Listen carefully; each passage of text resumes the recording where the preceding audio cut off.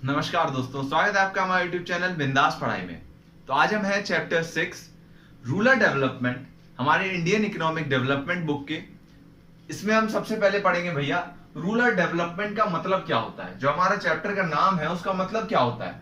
तो rural development का मतलब होता है कि गांवों का विकास, विलेज एरिया का विकास। भैया हमारे इंडिया में जो है ना, गांवों की बड़ी गंदी स्थिति है। शहरों ने इतना विकास कर लिया है, लेकिन कुछ गांव अभी भी ऐसे हैं जहां पे इलेक्ट्रिसिटी तक नहीं पहुंची, जहां पे उन लोगों ने बल्ब जलते हुए नहीं देखा बच्चों ने। वहां पे अभी भी बच्चे जो है लालटेन की रोशनी में पढ़ाई करते हैं। तो यहाँ पे जो डिफरेंस है ना सिटीज और रूरल एरिया के बीच में बहुत ज्यादा है भारत में। और रूरल एरिया में बहुत ज्यादा गरीब लोग हैं।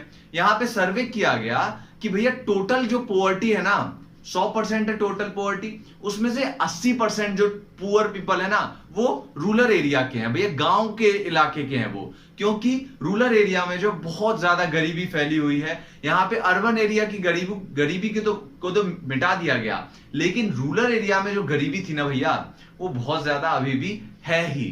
ठीक है, जो किसान है, क्योंकि रूरल एरिया में ज्यादातर लोग क्या करते हैं, किसानी करते हैं भैया। और किसानों की हालत भारत में कैसी है वो तो हम सब उससे वाकिफ हैं।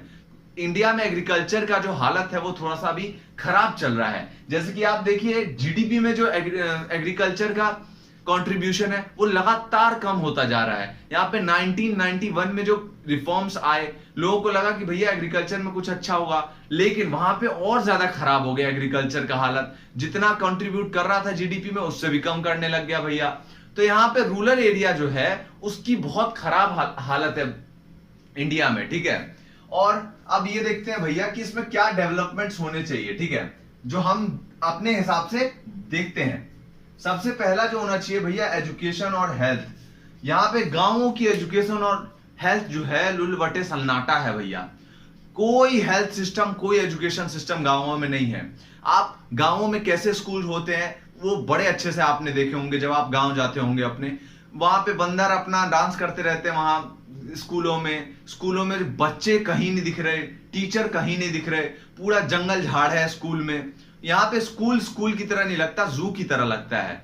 ठीक है, गांवों में। और यहाँ पे हॉस्पिटल्स तो रहते ही नहीं है। गांवों में अभी भी लोग जो है वैद्य के ऊपर डिपेंडेंट है कि भैया सांप काट लिया तो तुरंत लेके चलो वैद्य के पास, झाड़ फूक करवाओ। यहाँ पे हेल्थ सिस्टम भी बिल्कुल ही निपटा हुआ है। ठीक है, कहाँ पे, रूरल एरिया में। तो यहाँ पे एजुकेशन और हेल्थ में बहुत ज्यादा इंप्रूवमेंट की जरूरत है हमें रूरल एरिया में। क्योंकि भैया हेल्थ और एजुकेशन जो है वो बहुत ज्यादा इंपॉर्टेंट है। अब किसी भी पुअर पीपल को जो है वो आगे बढ़ाने के लिए हेल्थ और एजुकेशन बहुत ज्यादा मस्ट है।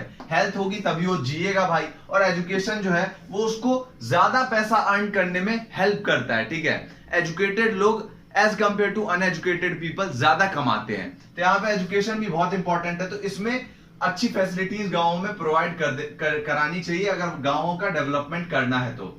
दूसरा क्या भैया, लैंड रिफॉर्म लाना चाहिए। अब लैंड रिफॉर्म लाया गया था, ठीक है, जैसे ही हमारा इंडिपेंडेंट हुआ था ना हमारी कंट्री, वैसे ही लैंड रिफॉर्म लाया गया था हमारी कंट्री में, लेकिन उसको अच्छे से इंप्लीमेंट नहीं किया गया भैया। बड़े ही आधा अधूरा तरीके से इंप्लीमेंट किया गया। कहीं पे कुछ स्टेट्स थे ऐसे जहां पे ठीक ठाक इंप्लीमेंट किया गया, जैसे केरल, वेस्ट बंगाल। इन दोनों स्टेट्स को छोड़ के बाकी किसी स्टेट ने इसको बहुत सीरियसली नहीं लिया और इसका इंप्लीमेंटेशन अच्छे से नहीं हुआ, जिस कारण अभी भी बहुत ज्यादा अनइक्वल लैंड डिस्ट्रीब्यूशन है रूरल एरिया में। बहुत जमींदार जो है उनके पास अभी भी बहुत बड़ी बड़ी एरिया है जमीन का। ठीक है, आधा विलेज जो होता है एक ही आदमी के पास होता है, और आधा विलेज में बाकी लोग बंटवारा होता है उनके बीच में। ठीक है, तो यहाँ पे अभी भी कुछ लोग के हाथ में बहुत ज्यादा जमीन है और ज्यादातर लोगों के पास बहुत कम जमीन है। ठीक है, गांवों में, क्योंकि बहुत ज्यादा अनइक्वल डिस्ट्रीब्यूशन है लैंड का। तो यहाँ पे लैंड रिफॉर्म लाना चाहिए जिसमें इक्वल डिस्ट्रीब्यूशन होना चाहिए भैया लैंड का। ठीक है, तीसरा क्या होना चाहिए, इंफ्रास्ट्रक्चर डेवलपमेंट होना चाहिए। इंफ्रास्ट्रक्चर की हालत तो कितनी खराब है वो सब जानते हैं भैया। वहां पे स्ट्रीट लाइट नहीं है गांवों में स्ट्रीट लाइट छोड़िए, कुछ भी इंफ्रास्ट्रक्चर फैसिलिटीज नहीं है।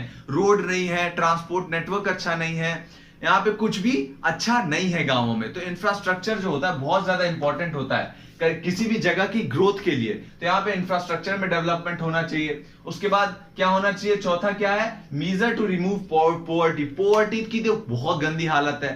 ठीक है, 80% जो टोटल पोवर्टी है वो गांवों में है। ठीक है, टोटल पॉवर्टी का 80% जो पुअर लोग हैं वो गांवों में रहते हैं भैया। गांव के लोग as compare to urban area बहुत ज्यादा गरीब होते हैं, ठीक है।